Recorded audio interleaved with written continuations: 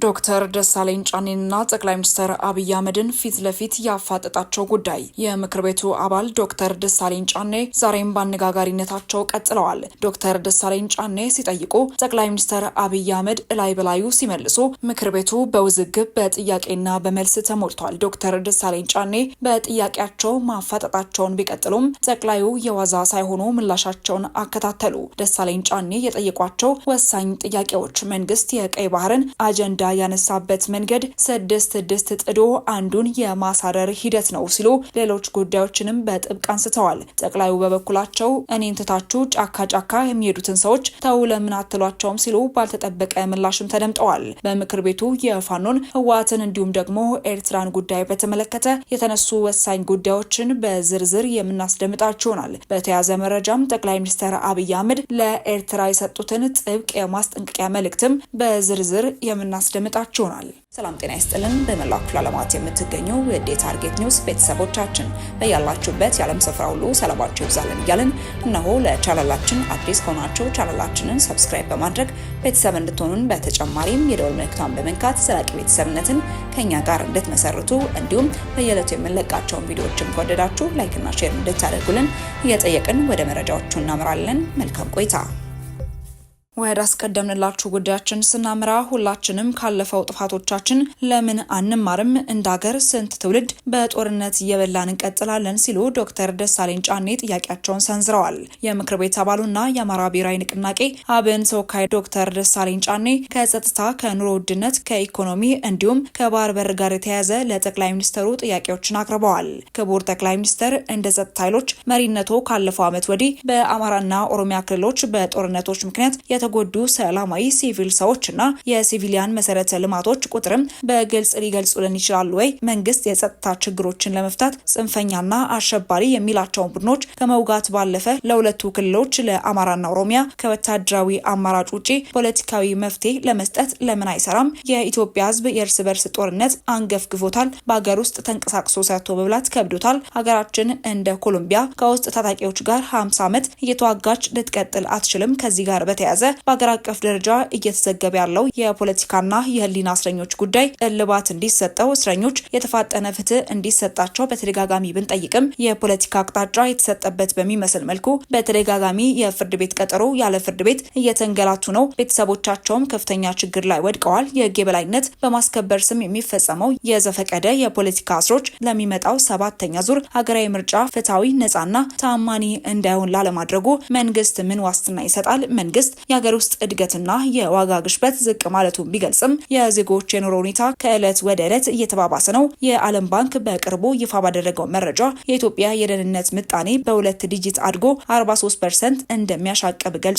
ይህ ማለት ከሁለት ኢትዮጵያውያን አንዱ በድህነት አረንቋ ውስጥ ይገኛል። ስለዚህ አንደኛ የኑሮ ውድነትና የድህነት ቅነሳን በተመለከተ መንግስት በሚያቀርባቸው ይፋዊ ስታቲክስና በህዝብ የዕለት ተዕለት ኑሮ መካከል ያለውን ሰፊ ልዩነት እንዴት ሊያብራራ ይችላል? ሁለተኛ መሰረታዊ የምግብና ፍጆታ እቃዎችም ዋጋ መጨመር ለመከላከልና ተጨማሪ ቤተሰቦች ወደ ድህነት እንዳይገቡ ለማድረግም መንግስት ያቀደው አስቸኳይ እቅድ ካለ ቢብራራም። ኢትዮጵያ አሁን ላይ ከፍተኛ የዕዳ ጫና ውስጥ ናት። ከዩሮ ቦንድ አበዳሪዎች ጋርም የነበረው ድርድር ተበላሽቷል። በውጭ ምንዛሪ ጉዳይ በባንክና በትይዩ ገበያው ያለው ልዩነትም እየሰፋ ነው። መንግስት ማህበራዊ ወጪዎችን ሳይቀንስ እንዳገር ያሉብንን ከፍተኛ የውጭ ዕዳ ለመክፈልና የፋይናንስ ክፍተቱን ለመሸፈን ምን እየሰራ ነው ሲሉም በርካታ ጥያቄዎችን ሰንዝረዋል።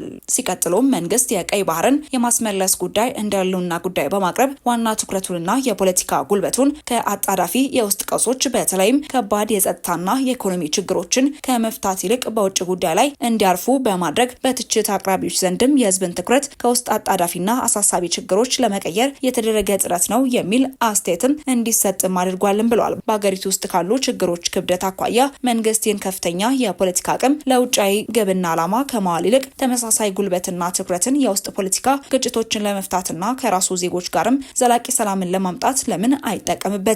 ብሔራዊ ጥቅም ለማስከበር የሚደረግ ማንኛውም አይነት ዲፕሎማሲያዊ ጥረትን በግሌ ይቀበላለሁ። መንግስት ጉዳዩን የመራበት መንገድ ግን 10 ድስት ጥዶ አንዱን ሳያማስል እንደማሳረር አይነት ነውም ብለዋል።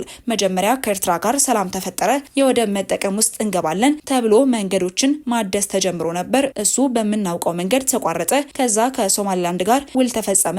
ከዛ ከጅቡቲ ጋር ታጅዋን ለማልማት ከዛ ከሶማሊያ ጋር በአንካራ ተሞክሯል፣ ግን እስካሁን ተጨባጭ ውጤት አልታየም በማለትም ገልጸዋል። አሁንም ከኤርትራ ጋር በጦርነት ዋዜማ የምንገኝ ይመስለኛል። በሁለቱ ሀገራት በኩል የተሟላ የጦርነት ዝግጅት እየተደረገ እንደሆነ በዓለም አቀፉ ማህበረሰብ ዘንድ በሰፊው ተዘግቧል። የፌዴራል መንግስቱ ከትግራይ ኃይሎች ጋር ከፍተኛ መካረር ውስጥ እንደገባም ግልጽ ነው። ክቡር ጠቅላይ ሚኒስተር፣ ሁላችንም ካለፈው ጥፋቶቻችን ለምን አንማርም? እንደ ሀገር ስንት ትውልድ በጦርነት እየበላን እንቀጥላለን? ከትግራይ ኃይሎች ከፋኖና የኦሮሞ ነጻነት ሰራዊት ጋር መንግስቱ የገባበትን ሁኔታ በአርቆ አስተዋይነትና በድርድር እንዲፈታ፣ የባህር በር ጉዳይን አስመልክቶ ከኤርትራ ጋር የገባበትን እሰጥ አገባ በሰላማዊ ህጋዊና ሰጥቶ መቀበል መርን መሰረት ባደረገ አካሄድ እንዲፈታ እጠይቃለሁ ሲሉ የምክር ቤት አባሉ ዶክተር ደሳለኝ ጫኔ ጥያቄያቸውን ሰንዝረዋል። ጠቅላይ ሚኒስትር አብይ አህመድ ኤርትራን አስጠንቅቀዋል። ወደ ኢትዮጵያ ጥይት ማስተላለፍ አቁሙ ሲሉ ማስጠንቀቂያቸውንም ሰንዝረዋል።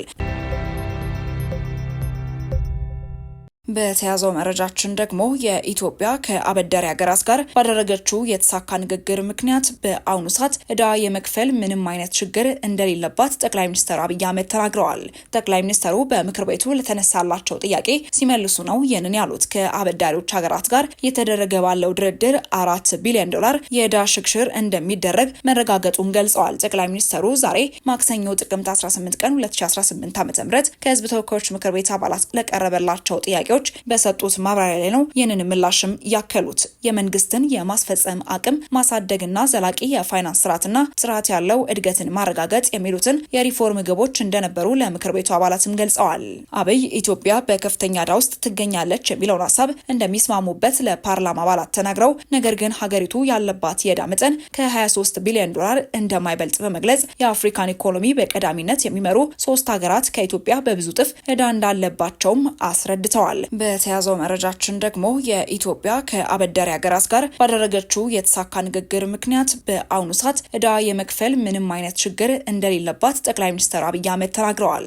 ጠቅላይ ሚኒስትሩ በምክር ቤቱ ለተነሳላቸው ጥያቄ ሲመልሱ ነው ይህንን ያሉት። ከአበዳሪዎች ሀገራት ጋር የተደረገ ባለው ድርድር $4 ቢሊዮን የዕዳ ሽግሽር እንደሚደረግ መረጋገጡን ገልጸዋል። ጠቅላይ ሚኒስትሩ ዛሬ ማክሰኞ ጥቅምት 18 ቀን 2018 ዓ.ም ከህዝብ ተወካዮች ምክር ቤት አባላት ለቀረበላቸው ጥያቄዎች በሰጡት ማብራሪያ ላይ ነው ይህንን ምላሽም ያከሉት። የመንግስትን የማስፈጸም አቅም ማሳደግና ዘላቂ የፋይናንስ ስርዓትና ጥራት ያለው እድገትን ማረጋገጥ የሚሉትን የሪፎርም ግቦች እንደነበሩ ለምክር ቤቱ አባላትም ገልጸዋል።